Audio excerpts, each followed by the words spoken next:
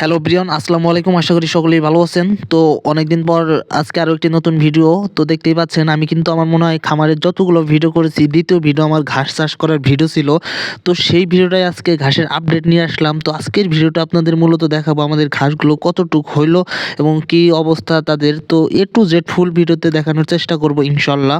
তো first of all আমরা এখন আমাদের ঘাসগুলো আলহামদুলিল্লাহ মোটামুটি ভালোই হয়েছে। তো তার জন্য আমরা কিন্তু ঘাসে পানি দিয়ে নিচ্ছি। তো আজকে আমরা আমাদের ওই নতুন ঘাসটাও দেখাবো এবং আমাদের পুরাতন ঘাস সেটাও দেখানোর চেষ্টা করব ইনশাল্লাহ।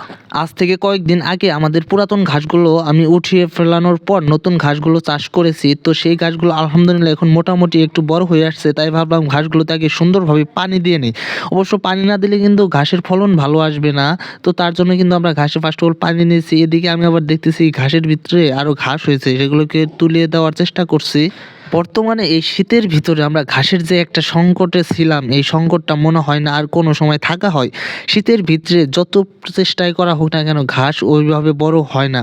তো অনেক এখন একটু শীত কমে আসতেছে, তার কারণে এখন একটু করে ঘাস বাড়তেছে। অন্যদিকে আমাদের ওই যে গরুগুলোকে কিন্তু আমরা সুন্দরভাবে ওই ঘাসের ভিতর থেকে ঘাস উঠিয়ে ওগুলো গরুকে দিতেছি। তো গরু কিন্তু খাওয়া দাওয়া করতেছে, দেখতেই পাচ্ছেন।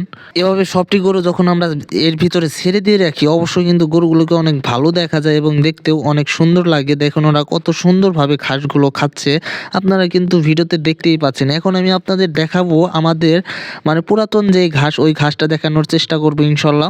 এটা কিন্তু আমাদের বাড়ির অপোজিট অর্থাৎ পূর্ব পাশে আমাদের এই ঘাসগুলো রয়েছে, আপনারা কিন্তু দেখতেই পাচ্ছেন। ঘাসগুলো অনেক সুন্দর এবং বড় হচ্ছে ইনশাল্লাহ। এখন সামনে আমাদের আর ঘাসের অভাব পড়বে না, এর কারণ হচ্ছে আমাদের সকল ঘাসই এখন বড় হচ্ছে। তো এইখানে আমাদের অনেকটুকু মোটামুটি ঘাস রয়েছে, দেখতেই পাচ্ছেন ঘাসগুলো কিন্তু অনেকটাই বড় হয়ে এসেছে। তাই আজকে সকল ঘাস এবং ঘাসে পানি দিয়ে তারপরে ঘাসের সার দিয়ে নিচ্ছি, যার কারণে ঘাসগুলো আরও তাড়াতাড়ি বড় হয়ে আসে। এখন এমনিতে গরম চলে এসেছে, মোটামুটি ঘাস এখন এমনি বড় হবে। তো আপনারা কিন্তু আমাদের ঘাসের অবস্থা দেখতেই পাচ্ছেন, ঘাসগুলো এখন মোটামুটি সুন্দর হয়ে আসছে। তো আজকের ভিডিওটা এই পর্যন্তই, সবাই ভালো থাকবেন।